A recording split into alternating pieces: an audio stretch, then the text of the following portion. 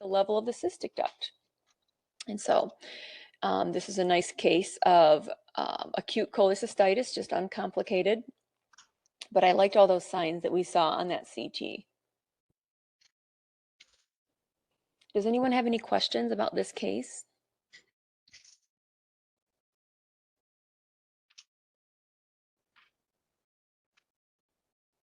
Okay, we'll move on.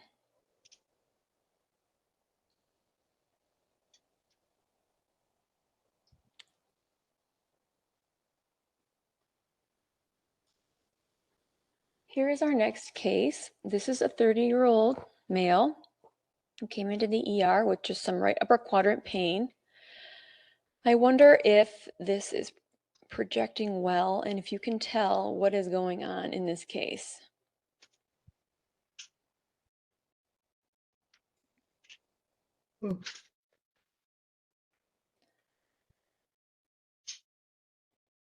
Does anybody know? So we're just doing kind of liver gallbladder cases just for now. What do we think about this gallbladder?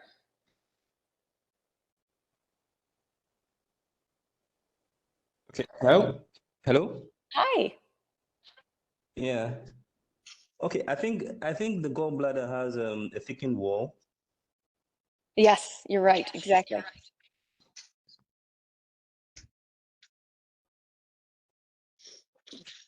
Okay, perfect. And can you scroll through a bit? I see a hyperdense.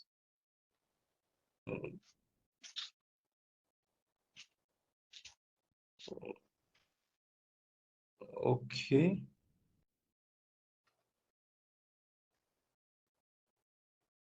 So basically, it's gallbladder wall, diffuse gallbladder wall thickening. Yes. I can't see any stones. Correct. Okay, no calcified stones, right? I mean, what else?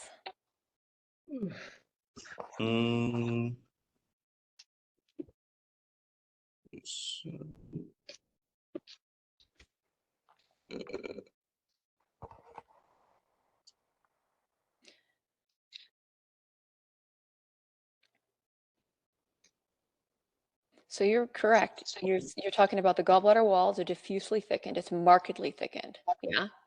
But it's not distended, and like you said, there's not stones. What are the other findings here? They're in the it's in the chat. Somebody's given us a hint in the chat. In the yes, I see periportal cuffing and not full gallbladder. And then they say hepatitis, and that's exactly what this is. So good job, and thank you for speaking up. Thank you for speaking up. You've got it exactly. So is this acute cholecystitis? That's what this comes down to. Well, I think it's a reaction. It's a reactionary wall thickening from the inflammation in the liver. Exactly. Good job. Yeah, perfect. So the point is, in this case, do you see how different this case is to the other case? This gallbladder is not distended. There's not really a lot of fat change, a lot of inflammation around the gallbladder itself. This is just primarily within the gallbladder wall. The gallbladder is not tensile, not hydropic. There's nothing in the gallbladder. That's not filled with stones. And you notice too, this is a really important feature here, did you notice the hypoattenuation around the portal system? And it's on both sides of the portal system, meaning this is periportal edema, and it's not just some, let's say, biliary dilation, like the biliary duct in the portal triad is not just dilated, it's on both sides of the vein. And so that's edema. And this is simply hepatitis. And you get this is a very classic appearance of the gallbladder in the setting of hepatitis. And so you don't want to see this and say, oh, this is acute cholecystitis. They need to have their gallbladder out.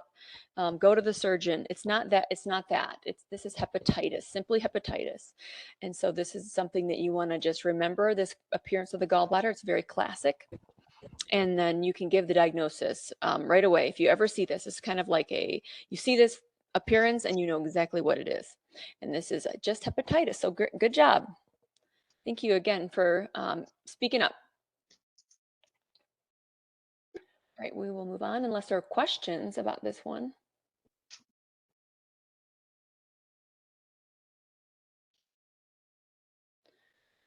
Okay, so now here, this is just kind of like a companion case.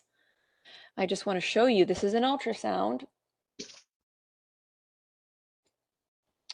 And here, what I want to show you is the really prominent periportal fat. So do we see these lines here surrounding the portal, around the portal triads? This is the periportal fat, and it's a very, very echogenic on ultrasound, on this ultrasound. You can see how it stands out really, really well on this background liver. So this is hepatitis on an ultrasound. So the periportal fat is really prominent. We say it's just prominent periportal fat or echogenic periportal fat. And this is just a finding of hepatitis. This was a different case. This is a 23-year-old woman who had gotten food poisoning at a restaurant. And she had hepatitis, and her, of course, her liver enzymes were all really elevated. And this eventually did resolve, but just a companion case to that last one. This is how this would look on ultrasound. You'd just see very bright periportal fat. Ya Allah.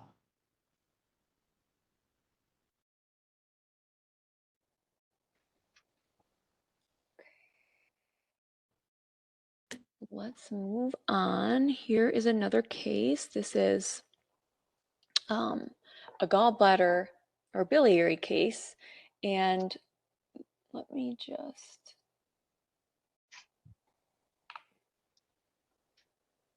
open this up here. Okay. So what do we think about this CT?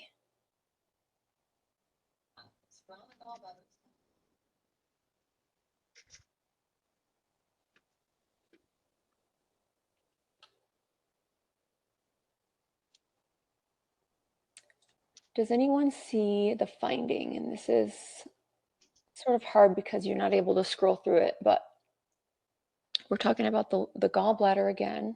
Okay, so here is our coronal CT. I'm just going to go through the gallbladder. Do we see anything in the gallbladder here?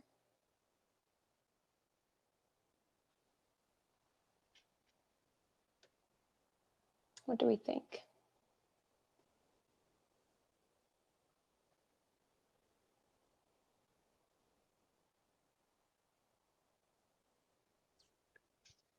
I'll stop on this image. Does anybody know what's going on? All right, here we go again. Okay. I see in the chat, stones in gallbladder and common bile duct and in left kidney. Wow, yes, you saw all the findings. That's great. So yes, you got it. So here I'll just point it out. Okay, so here is the gallbladder. Notice in this gallbladder, the fat around the gallbladder is really clean. This is not an inflamed gallbladder. This is just cholelithiasis, basically. Here's the stones right here, calcified stones on CT. So we can see those. And then here, following the common bile duct, here's common bile duct coming down to the duodenum at the ampulla. You can see that there are some stones right here at the ampulla. So cholelithiasis and choledocholithiasis on this case, but no evidence of acute cholecystitis. Great. And we have left renal stones. Yep, left nephrolithiasis here. And a cyst, of course, on our kidney. And some stones on the right as well. So calcs, stones everywhere. Good job.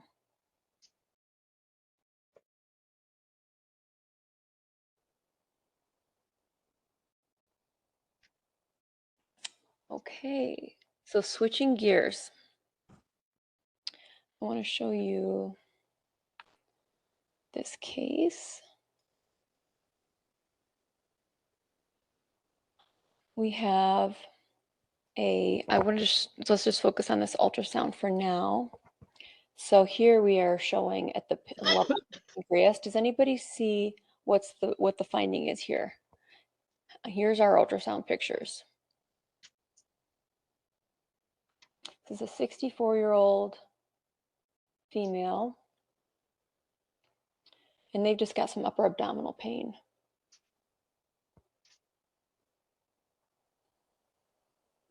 Okay, there's more of focal enlargement of the head and partly body of the pancreas. Great. And then this area appears hypoechoic Yes. on Excellent. ultrasound. Yes. Excellent. There's a hypoechoic mass, apparent mass in the pancreatic head and neck, just like you said. Excellent. Okay. So then, of course, the next step would be to get the CT. And then let me pull that over to my main screen here. There's a lot of arrows on here. Okay. So let me just get rid of some of these arrows. Okay, so we get the CT. I'm going to move some of these measurements out of the way. Okay. So what do we think now that we look at the CT?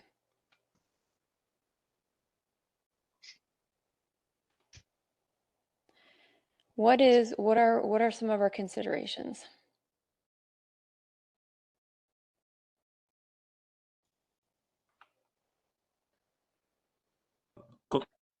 Considerations will include a CA head of pancreas.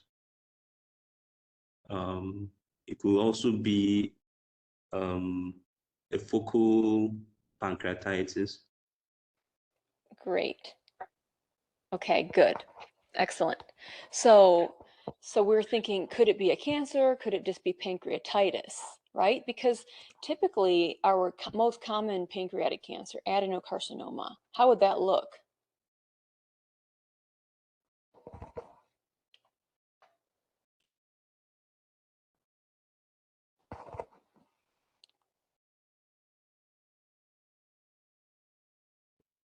So our classic adenocarcinoma of the pancreas is going to be hypoattenuating, hypoenhancing, right? And here we don't really see that necessarily, but we definitely see something's wrong. There's mass-like enlargement of the pancreatic head.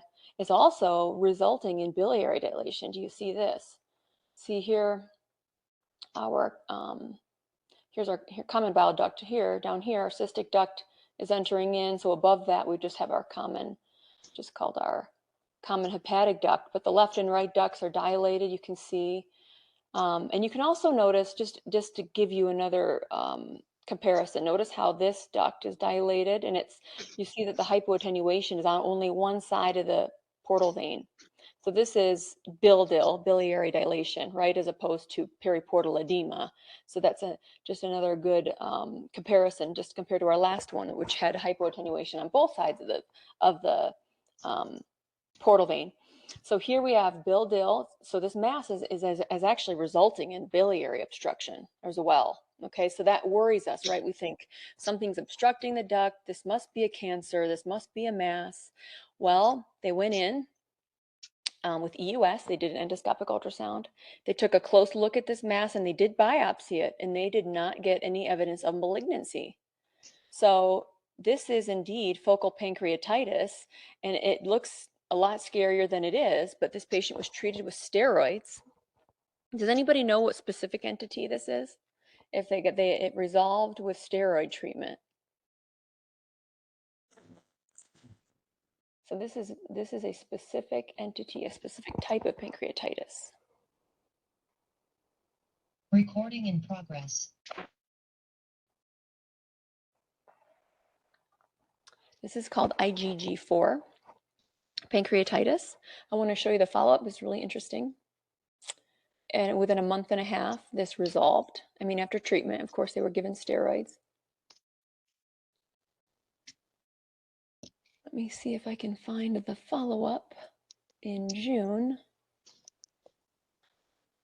Here we are. And I wonder, can I put these next to each other?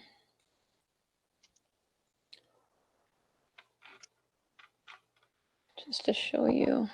So here we go. Let's look at this pancreas again now. Here we notice that the pancreatic head is much smaller. The lymph nodes, the reactive lymph nodes, maybe a couple of them are still there, but they were, rather than being metastatic nodes, they were just reactive nodes. So check it out. Our bil-dil, all of our biliary dilation has resolved, and our pancreatic head has gone down in size, And so we do not need to have, this patient does not need a Whipple procedure, or, they don't need a surgery, they just need steroids. And that's a big, that's a very big difference in treatment, right? And so patients in the past have undergone major surgeries for this, and retrospectively, they could have been treated, they could have been managed with steroids. And so this is a really important diagnosis to know about, because some people, they could potentially go to surgery for this, and really they just need steroid treatment. So I will say on this case, initially, the radiologist was raising a lot of concern for a mass and a malignancy. And then that's why they do the endoscopic ultrasound. That's why they do the serum markers. And so that they can treat this patient appropriately. So this ended up resolving. It's a really neat case, and the biliary obstruction, of course, resolved. And that's an important thing too, is yes, you want to be worried about a mass if there's biliary obstruction, of course, worry about something really serious, but just really intense pancreatitis and inflammation can cause that buildup. Does anyone have any questions on this one?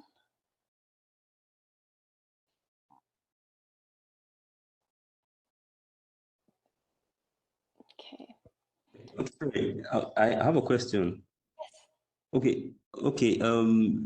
You favored focal pancreatitis over CA head of pancreas. Is it that it's typical of the CA head of pancreas not to enhance, or are there Yes. cases where it could enhance?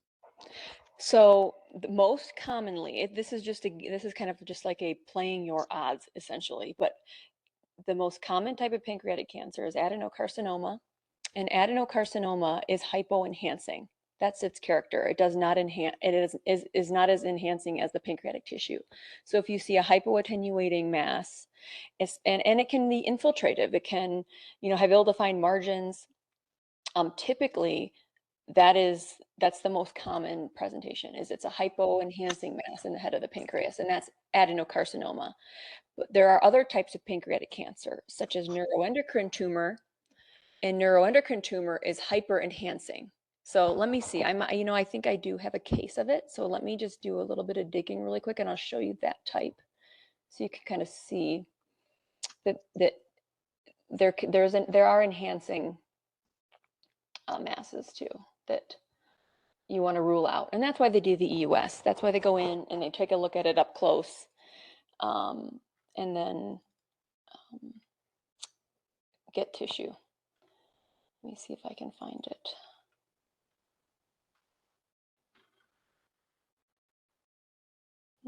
Well, this is a very small one. This is a very small cancer, or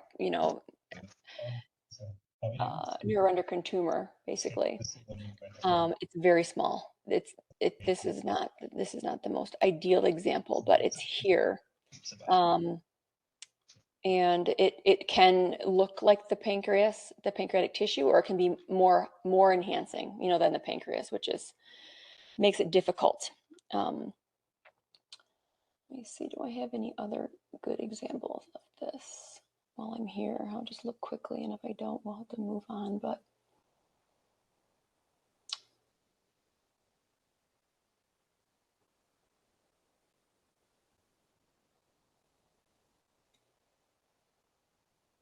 I've got a subtle case here of an adenocarcinoma. It's very subtle, though. I don't know that it'll be the best example. Okay, here. So this is a very subtle case, and this is why you've just got to have, when you look at the pancreas on CT, you've just got to slow down and really look at the pancreas, because you can save somebody's life if you find their cancer. So here is I'm just going to go kind of scroll through the pancreas just to show you there's a little subtle hypoenhancement right here in the pancreatic body. And then that's also tricky, because usually you find it in the pancreatic head. But here you can see there's a subtle hypoenhancement in the pancreatic body. And this was actually a case that I was reading for lymphoma. It was for a lymphoma surveillance.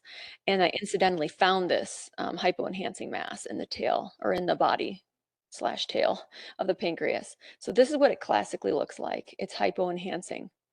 And so that's just the most common presentation. But in our case, the whole pancreas looked to enhance very similarly throughout. It's just that the head of it was more prominent.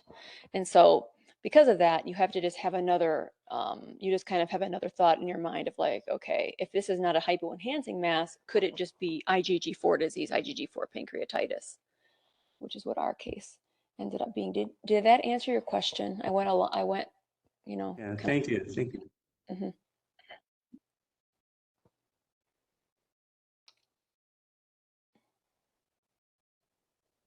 So let's find our next case is, okay, this is a cool case. All right, this is a fun one. Okay, so here's another pancreatic case. So check this out. This patient, this is incidental. This patient was asymptomatic. Oops. So check this out. Now this is tricky if you're not scrolling like I am, but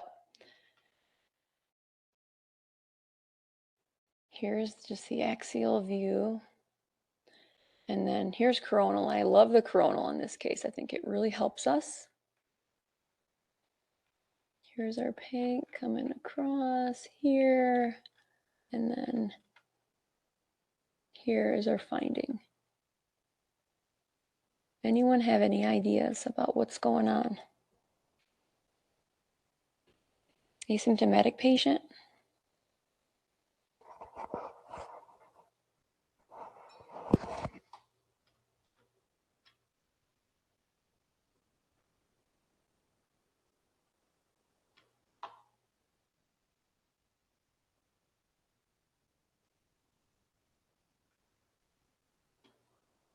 Any thoughts?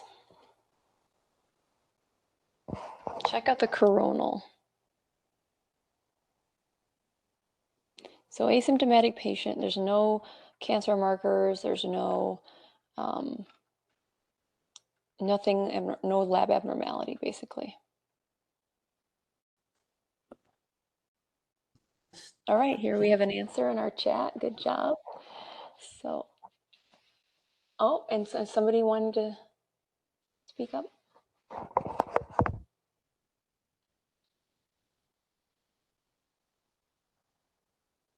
We've got our answer.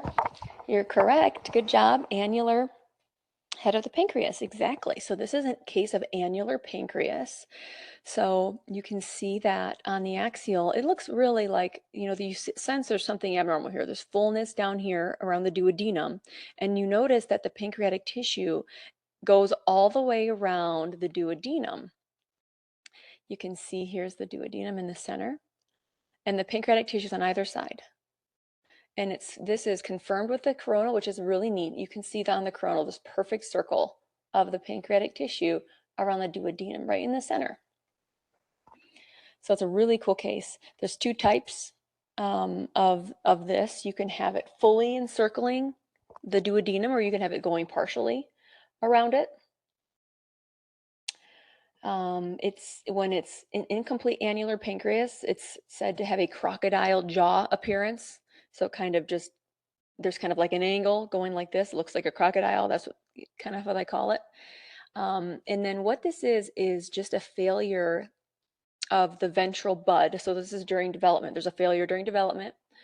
The ventral bud fails to rotate with the duodenum, and it just causes the duodenum to be encased with pancreatic tissue. So cool. Good job. This is a really neat case. This can be just completely asymptomatic, or this can cause, obstruction of the duodenum.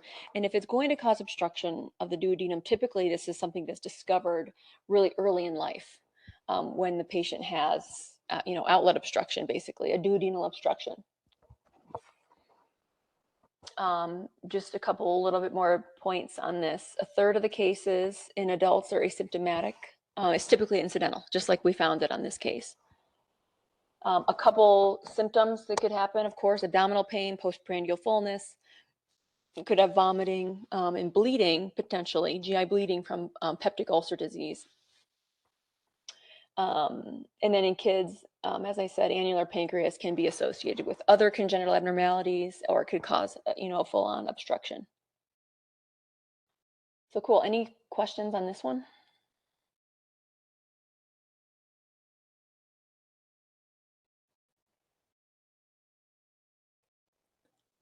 Okay, we'll move on.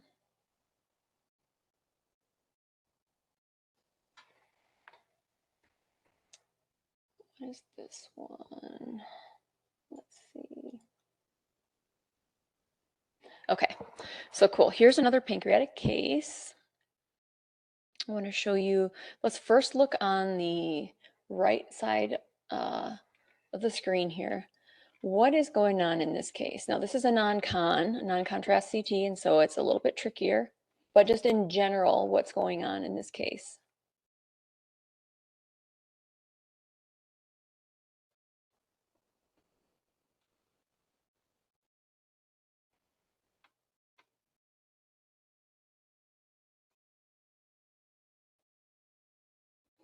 Anybody know what's just general, what would you just generally say about this pancreas here?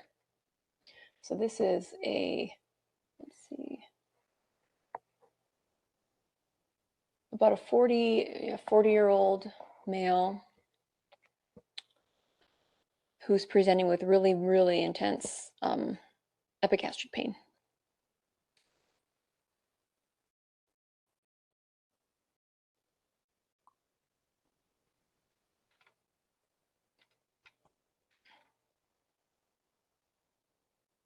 Yes, good job, Olivia. This is Olivia in the chat.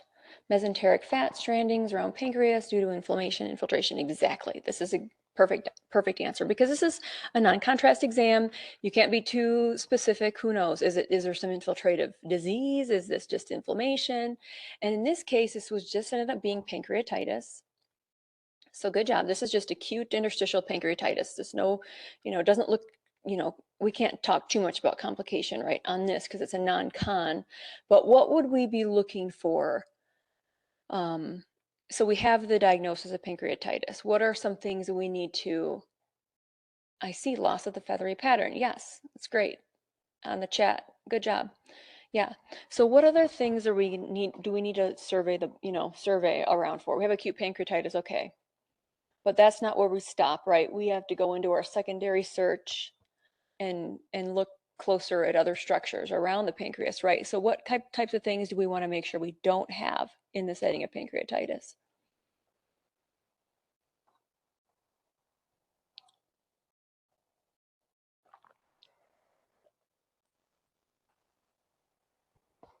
Gallstones, yes, good, yeah. So we were kind of trying to find the cause, right? What's the most common cause of pancreatitis? Well, gallstones. Alcohol is also another one we have to think about. What about complications of pancreatitis? Because this is a whole topic we could go on and on about, right? Because we've got different types. Good. Yes, I see in the chat. Thank you for everybody for chiming in. This is good. So we're talking about, we have to find complications like thrombosis, like pseudocysts, vessel thrombosis, pseudocysts. Everybody's putting this in. Good job. Exactly. So we're not done, right? When we have pancreatitis, acute pancreatitis, moving on. No, we need to look at the vessels, right? Because what happens to veins? They thrombose. What happens to arteries?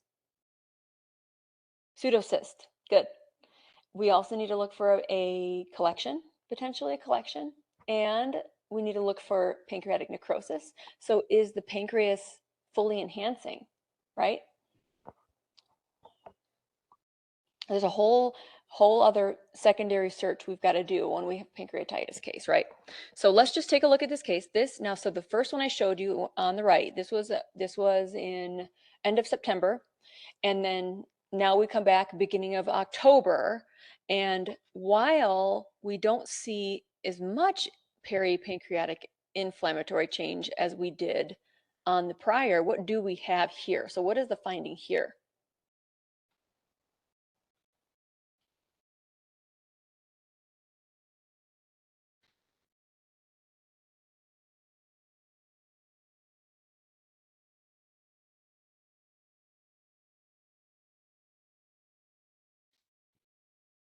Splenic artery thrombosis. Good. Yes, exactly. Okay, what? Okay, or splenic, sorry. Do you mean splenic artery? Or did you?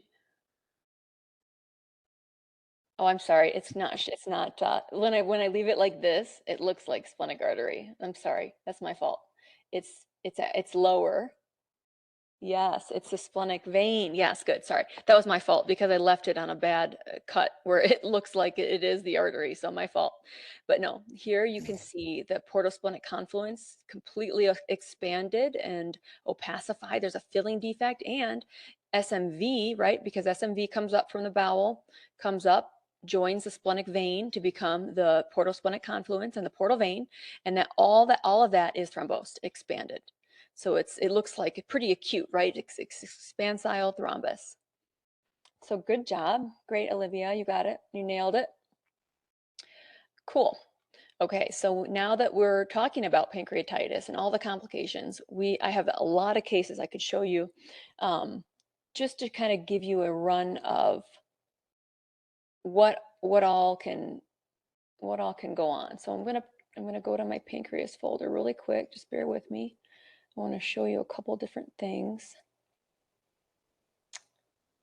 We have just our everyday acute interstitial pancreatitis, which I did show you on that non-con, but let me see if I can show it to you here. The right one.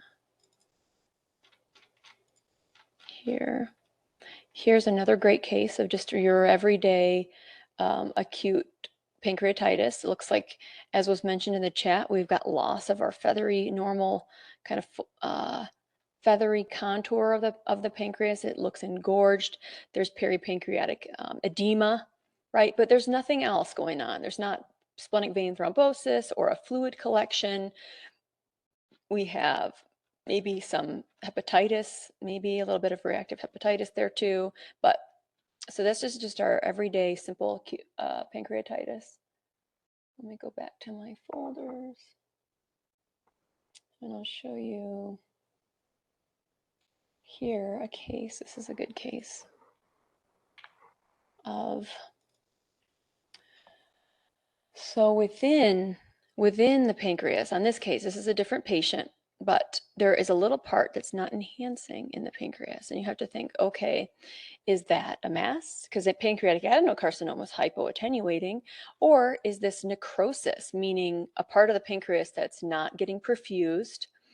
This is so necrosis is another component of pancreatitis, right? We need to make sure that during a pancreatitis event that our whole pancreas enhances the whole way, right? And so here in a part of the tail is not enhancing. So we need to keep an eye on that. So CT, and just to back up a little bit, so CT is not really how you diagnose acute pancreatitis, just initially off the bat, right? It's clinical. They've got really elevated lipase, they got all this pain, and it's a clinical diagnosis. And sometimes, and as we know, CT features of pancreatitis are delayed. So it's not keeping with the clinical scenario. It takes a little bit of time for the findings to show on the CT. So clinically it's diagnosed. But what CT is really good for is the complications of pancreatitis. So that's where we come in. That's where we do the CT. We can say, oh, they've got a collection. Oh, they have necrosis. And why is it important to say all those things? Well, because there's going to be an intervention done. People with a big pancreatic collection may have it drained. And if somebody has a really, really bad necrosis, it's not responding to treatment, they're not getting better, they may have a necrosectomy, basically, that will surgically remove it. And so we need to, our role is to talk about complications and what do we need to do next. Okay, so in this case, I just want to show you, there's a little bit of necrosis here. Okay, so then what happens with that? Well, this ended up getting worse. And this is actually pretty tough to tell, the enhancement on this case. Let's see.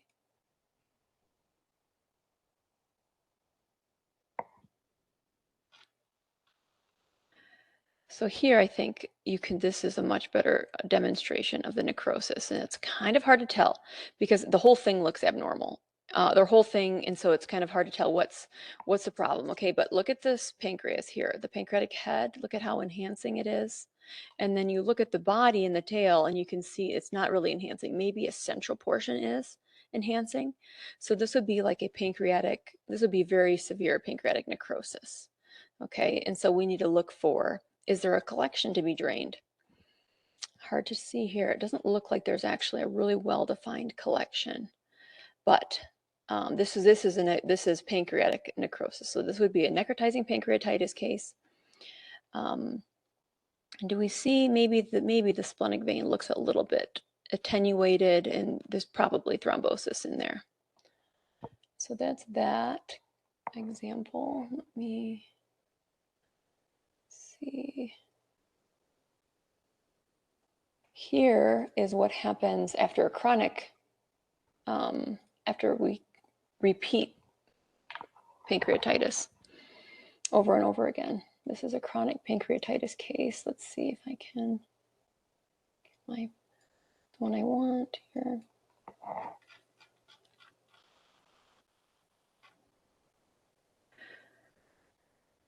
So chronic pancreatitis. Okay, here we have this beautifully demonstrated. So what do we see? Calcifications throughout the pancreas, a beaded, dilated pancreatic duct, pancreatic atrophy, loss of, that nice normal pancreas. This is a very atrophic. You can see how thin this is, all the calcifications throughout the pancreas, right? Because when you have pancreatitis, you prematurely release all the pancreatic enzymes that are used to digest food. They ended up digesting the pancreas itself, right? They damage the pancreatic tissue, and it causes it all to calcify and not function very well at all. So here's a chronic pancreatitis case.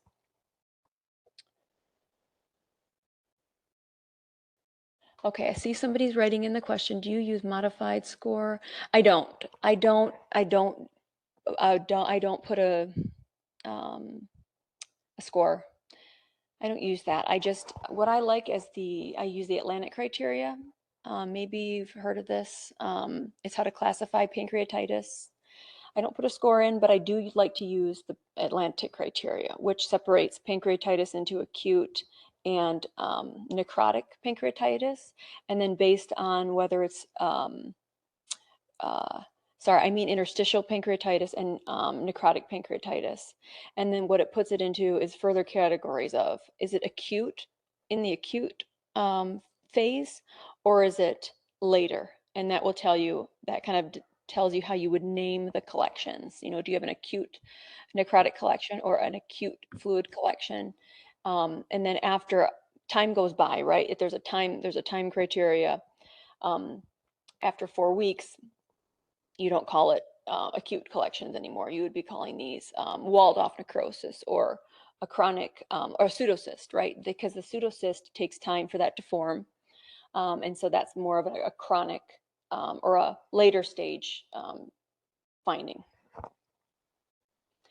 So good. We went through a couple of those cases. Let me see if there's anything else in my pancreas. So after 4 weeks of symptoms, you start using different terminology. So here is another case. Let me just move some of these measurements here. So in this case, this is necrotic pancreatitis, right? Because we've lost the normal enhancement of the pancreas. So this is necrotizing pancreatitis. Only this patient has been in the hospital now for over 4 weeks, and they've had symptoms for over 4 weeks in the setting of pancreatic necrosis. So they have a collection now here, and it's walled-off necrosis. This is what's called a WON, W-O-N, walled-off necrosis, and this is how you refer to these collections after patients have had symptoms for longer than 4 weeks. So here is something that is, potentially drainable. But here is definitely necrosis in this case. And you can see the pancreatic head is more normally enhancing. Trying to see if there's any other complications in this case. Yeah, it looks like we have our splenic vein still. Okay, yeah. So yeah, this is a what's called a WON, W-O-N, walled-off necrosis. Okay, there's our chronic pancreatitis case again. Let me get out of there.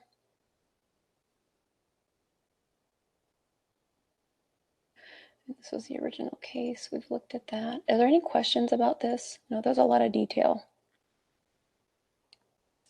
Okay, can it be called a pseudocyst or WON? Okay, I see the question that you're asking here in the chat. Okay, so the difference in naming is whether or not there's presence of necrosis. Okay, so if the pancreas is all still enhancing and there's no necrosis, the fluid collection is called a pseudocyst after 4 weeks. Okay, if there's pancreatic necrosis, you wouldn't call it a pseudocyst anymore. You would call it a walled-off necrosis. And both of those terms, pseudocyst and walled-off necrosis, both of those terms are when you've got symptoms for longer than 4 weeks. Okay, so before that time, before 4 weeks, you wouldn't be saying those words, walled-off necrosis or pseudocyst. You'd be saying acute pancreatic collection, or acute necrotic collection. So the naming is a bit different. And again, it's called, I'm going to put it in the chat, it's called the Atlantic criteria.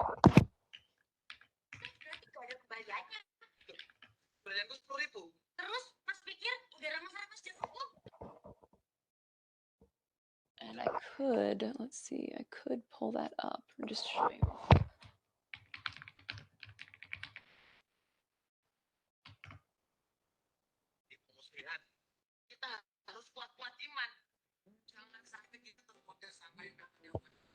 me see if I can find it.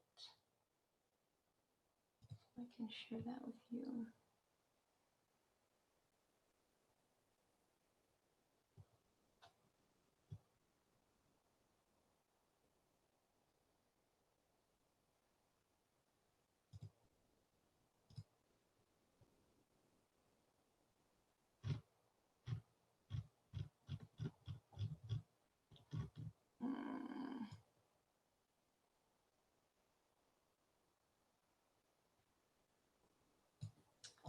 So here is a chart. Let's see if I can.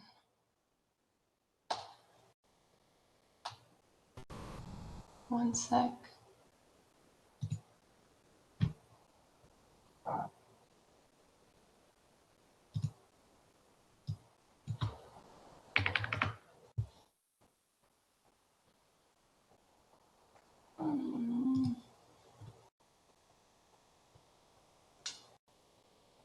There's one specific chart I'm looking for to show you.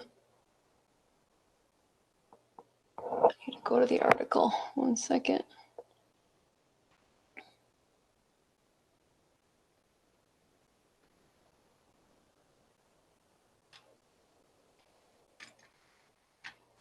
And what I'm going to do is I'm going to paste the article right into the chat.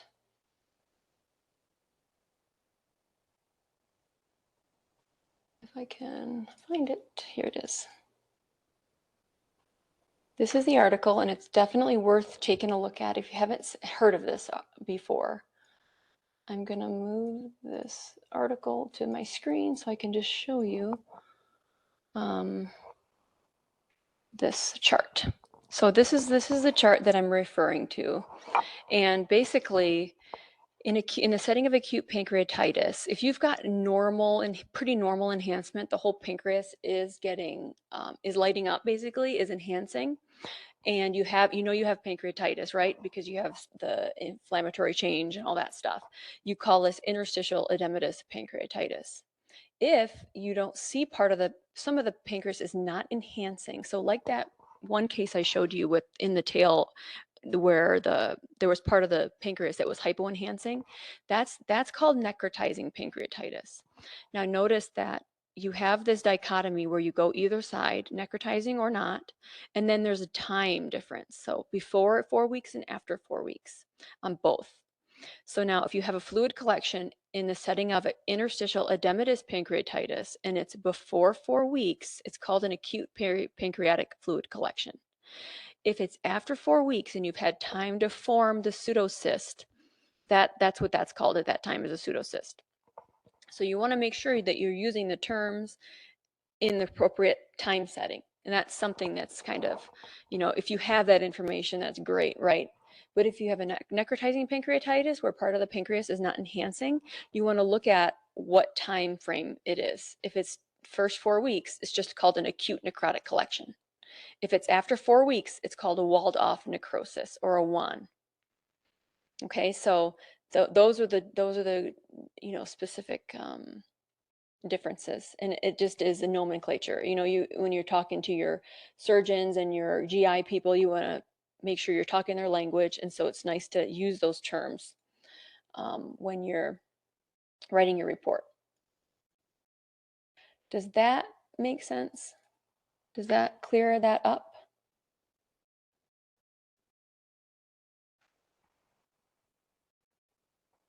Good. Okay. Now let's see. I think I have a couple more cases. Let's see what we can get to. All right. So here is an older patient. This is an incidental finding. Okay, so this patient is not having any symptoms at all. Okay, so let me show you. This is going to be a splenic case.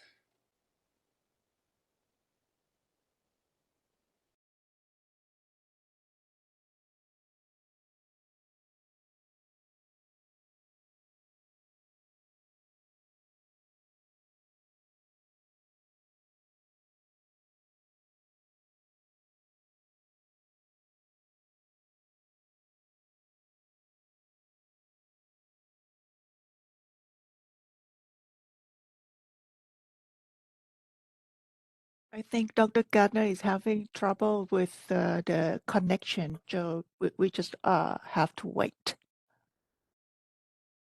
Oh, this is a spleen case. Did anyone notice what's going on?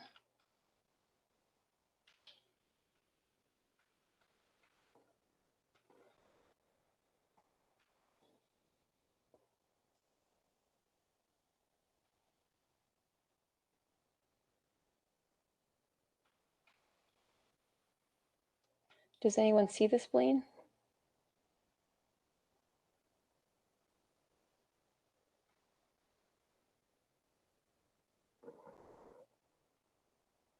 So no, spleen is not here. What do we have instead? Splenules. Do you see these here? These little round guys, these is splenic tissue that's left in the left upper quadrant. This is a really neat case because the splenic tissue is also on the liver capsule here. This is a very interesting case, and one of my favorite cases that I've got. How do we know that's the splenic tissue? Well, we ended up doing an MRI, and the splenic tissue followed the exact signal, as the spleen would in all sequences. So that's how we knew. There's another thing you can do to look at splenosis, to find out, to confirm that it's a splenosis. Does anybody know what the other test is?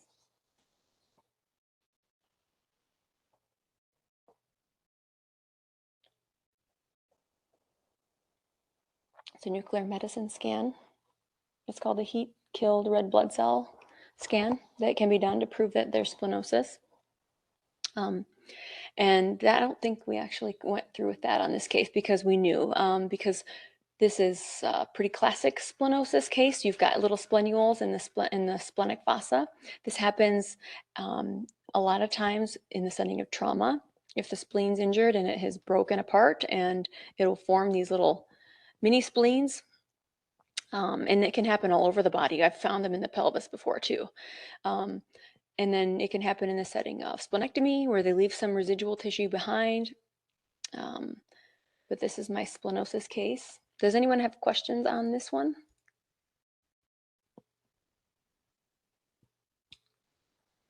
Okay.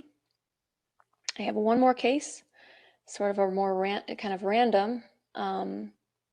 We can get through this last one. Here is a bladder.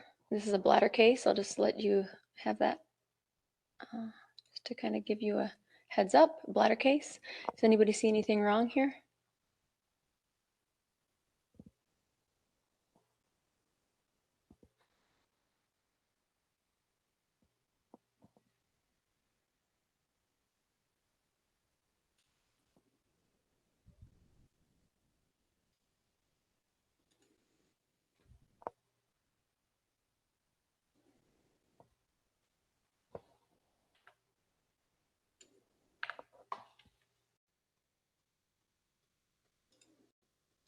Okay, yeah, tumor of the bladder. Yes, yes, yes. Good job.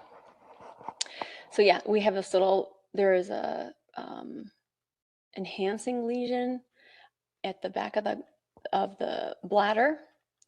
So we're worried that this is a mass. This is a classic appearance of, does anyone know what kind of cancer this would be? Good job, everybody. Good. Olivia, good. Yep. TCC, exactly. So TCC, this is transitional cell carcinoma of the bladder. Are we done? Is it enough? You know, we've shown our mass in the bladder. Okay, there's a bladder mass. What do we need to do? What's the next step? There's always a next step, right? What do we need to do? We need to scrutinize the rest of the collecting system, right? Because these can be multifocal. I think it's about 20% of cases, something around that. Not that it matters, but just to know it isn't not uncommon to have another mass somewhere else in the collecting system. So we found this. Okay, that's great. They're going to go in with cystoscopy. They're going to look at it. Good, Olivia. Yes, we need to look in the ureters. We need to look in the upper tracts, right? So we're going to do that. We're going to take a really close look. I'm going to go all the way to the top. We're going to look in the renal collecting system. Let's start on this right side. We're going to look really closely at the collecting system. So we're looking at this is a urothelial lesion. So we get to look at all the places all along our urothelium. So we're going to keep going down. We're following this right ureter.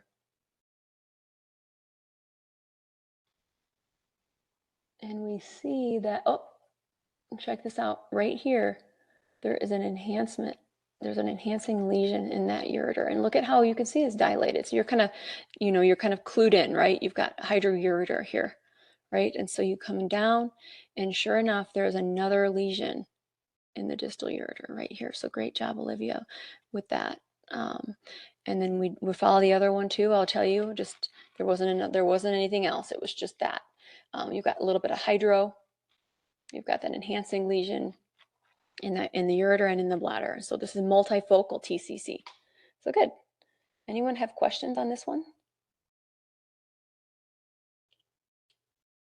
All right, well, I went over, guys. I'm sorry.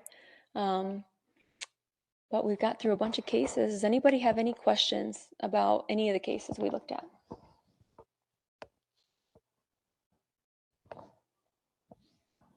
Okay. All right, Dr. Gardner, thank you so much for showing us cases today.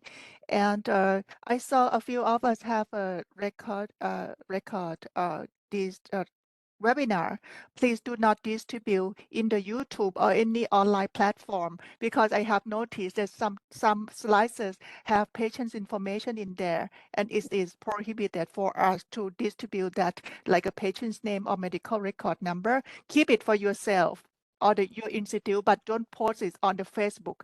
I'm gonna go in and then mark that before I post it in our YouTube channel. For anyone who missed it, can watch or want to watch it again, go to the YouTube channel and look at it. I'm gonna have to edit all of those information out for us who have recorded this conference. Please keep it for yourself or your institute.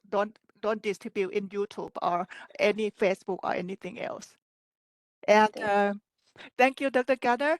And for next month, we will have the conference on the 4th Sunday, not the second Sunday. And I sent out the flyer to you all again. And give me any comment, or I can refer that to Dr. Gardner if you want Please. to talk to her. Yes, please. And it's my pleasure. Thank you, everyone, for being here and for interacting. I appreciate it. Thank you, and see you next time. Okay, see you.